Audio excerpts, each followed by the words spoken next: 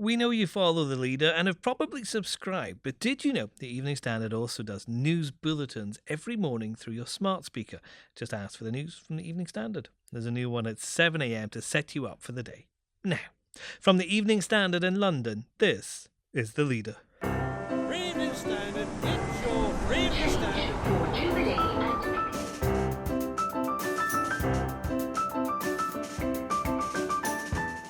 Hi, I'm David Marsland. Budgets in the time of coronavirus. You've got supermarket shelves that are empty when you've got panic buying of one sort or another. All these kinds of things are the kinds of things that are incredibly disruptive, perhaps more commonly associated with wartime rather than peacetime. Economist Stephen King on why Rishi Sunak is a wartime Chancellor and what must be in his little red box. And when she was in that school in Dagenham, it was such a great impact and I think was very good for the monarchy and the country in general. And in a way, it all seems to have been rushed, this exit, or Megxit as it's been now known. The Evening Standard's royal editor Robert Jobson as Harry and Meghan make their final appearance as senior members of the monarchy.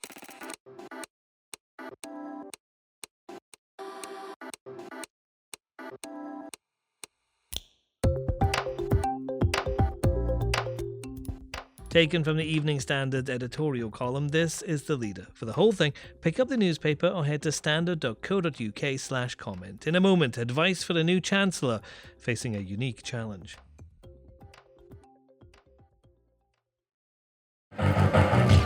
These are not ordinary times. There's an amusement arcade near York offering toilet roll as a prize and a grabber machine.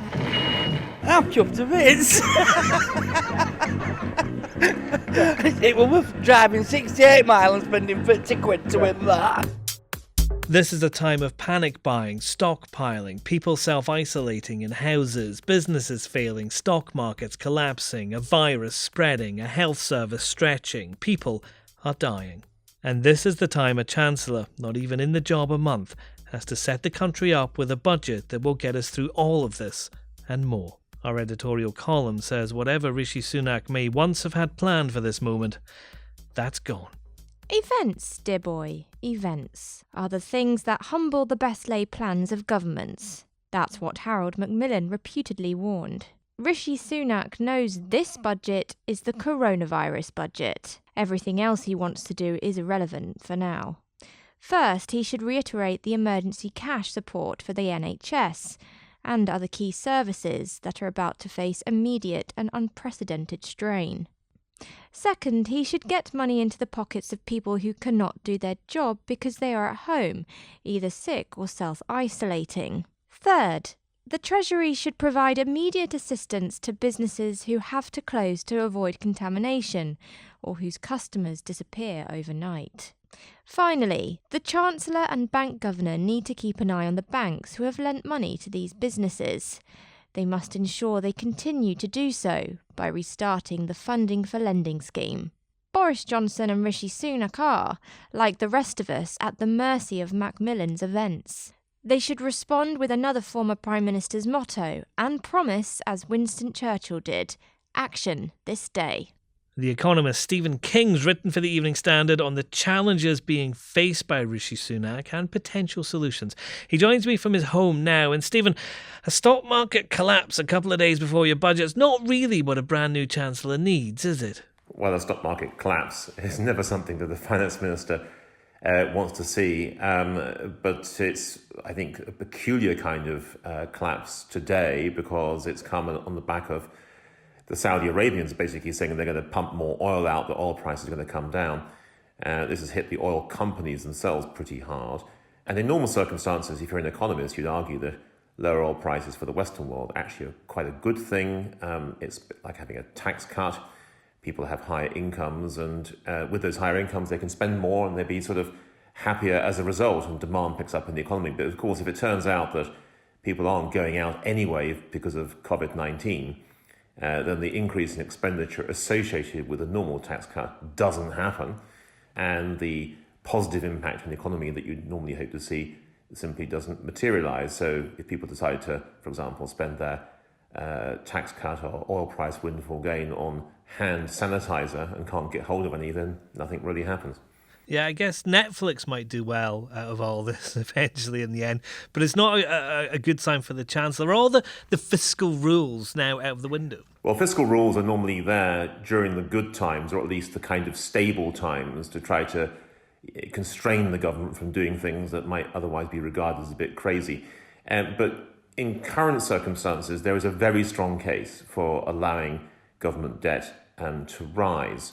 Not so much because you want to do sort of lots of infrastructure projects or because you want to cut taxes and boost people's spending power, but rather because in current circumstances with COVID-19, the big danger that we have in the UK and indeed elsewhere in the world is the possibility of companies simply not being able to survive the next few months, that if their revenues collapse as a result of a collapse in demand or a significant reduction in spending associated with the constraints designed to limit the spread of the virus, then in those circumstances, revenues fall away, profits fall, possibly turn into losses, and the danger is, frankly, that companies just go bust.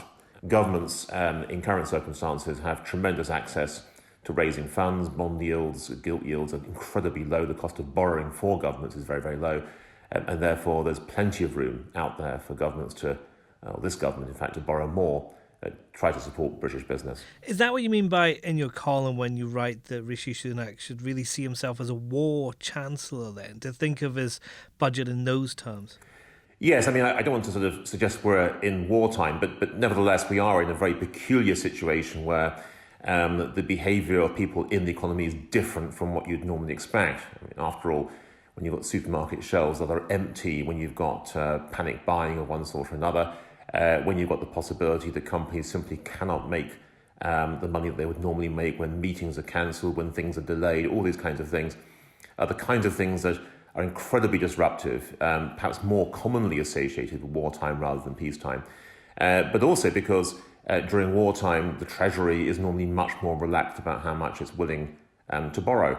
So if you look at the Napoleonic Wars, you look at the Great War, the Second World War, government debt as a share of the economy typically rises an awful long way, much, much further than you would normally expect. Is there an equivalent of a war bond in a viral time, Stephen?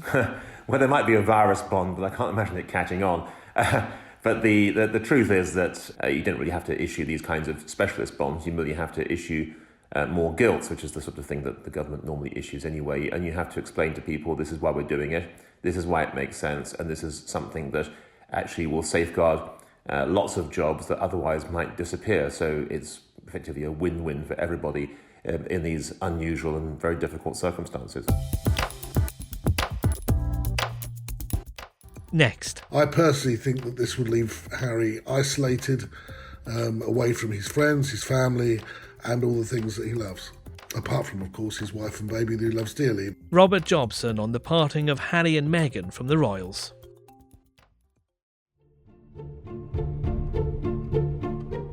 That's it, it's over. Harry and Meghan are royals no more. They bowed out with the Queen in attendance with a final official appearance at Westminster Abbey for the Commonwealth Service.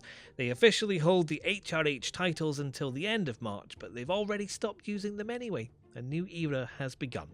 Our royal editor, Robert Jobson's been following this story, and Harry's own one, for longer than that. Robert, they got what they wanted, but is this a bittersweet moment for the Duke and Duchess of Sussex? Yeah, I think bittersweet would sum it up. There's obviously been issues that were going on through December and January, which were having to be dealt with at the very senior level between the Queen, Harry, Charles and William. And it must have caused some tension and disquiet amongst them all. But, they just are fairly pragmatic with issues to do with the family and would probably just wanted this to go away now.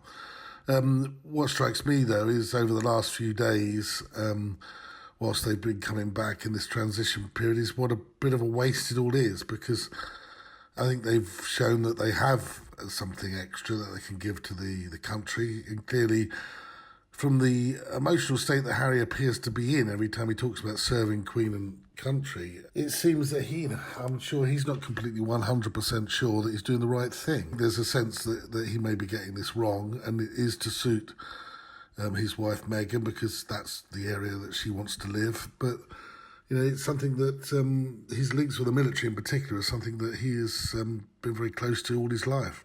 Is there a door, or is there a possibility of coming back then? Or I think there is a door that's been left slightly ajar, hence the title's not been taken away from them, that they just can't use them for commercial and other uses. The problem here is that, of course, they're now going off and making a very commercial venture. They're going to be making lots of money, and how long that goes on for, I really don't know, because, you know, in Hollywood or the West Coast or America, your light shines only a certain amount of time, and I'm sure they'll be making money in that time. But what struck me was that the usefulness that whilst they were here, when she was in that school in Dagenham, it was such a great impact, and I think was very good for the monarchy and the country in general. And in a way, it all seems to have been rushed, this exit, or Megxit as it's been now known. And to me, I think things could have been worked out more satisfactorily. And I know that the Queen has to sort of rule in favour of the way she's done in terms of, you know, you're either in or you're out. But we do seem to be missing out a little bit on the style quality of this couple, and that's a shame. And given, you know, where the country is at the moment, we could do with all the help we could get post-Brexit. Robert, I swear you once told me you'd never use the word Megxit. But there we go, even you. I know, well, after all the times we've been speaking about Brexit, I think it was inevitable. But I think it's a name that the Queen, or a brand the Queen wasn't particularly keen on. But, you know, it seems to have been branded about so much. To me, I hope it will be looking for them to come back, maybe in 18 months' time, when they've had a chance to reflect. I can't see, you know, having covered this story for 30 years or so, that Harry will be particularly happy about leaving his associations with the military, and also serving the royal family in the way that he has done with distinction all his life. And it's a shame, really, after all the investment and time that was spent with Meghan, that she's sort of, in a way, jumped ship a bit early. I think that maybe a little bit of a break after the baby, and then a little bit more time to reflect on where they were going would have helped. And maybe they could have come to a different conclusion. I personally think that this would leave Harry isolated, away from his friends, his family, and all the things that he loves. Apart from, of course, his wife and baby that he loves dearly, but it will leave him very isolated. Have all the difficulties been sorted out now? Is it plain sailing for them from now on? I don't think so. I think that the difficulties were between the family, and I think, of course, the Queen is, as I say, very pragmatic, and will just come to. She'll just want to find a solution that is best for the monarchy, and then move on, and that's exactly what she has done. But I think that they've got to find out what their new roles are, what it entails, how they can generate the money that they require, and also carry on as global charitable entrepreneurs, which is not an easy thing to do. And also their association with the royal family is hugely important when it comes to their celebrity. And I'm sure that will, you know, certainly be shining for the next year or two, and everybody be interested to see them. But in a few years' time, as I think you'll find Edward VIII and Wallis Simpson found, you know, about a decade into it, they didn't really become the number one on the guest list. It was like an ex-king, and this will be the ex-prince. You know, I think that they probably made a mistake when they could have probably used their position to get what they wanted anyway in a slightly different way. And that's The Leader. Please subscribe through your podcast provider and give us a rating too. 5 stars would be nice. We're back tomorrow at 4 p.m.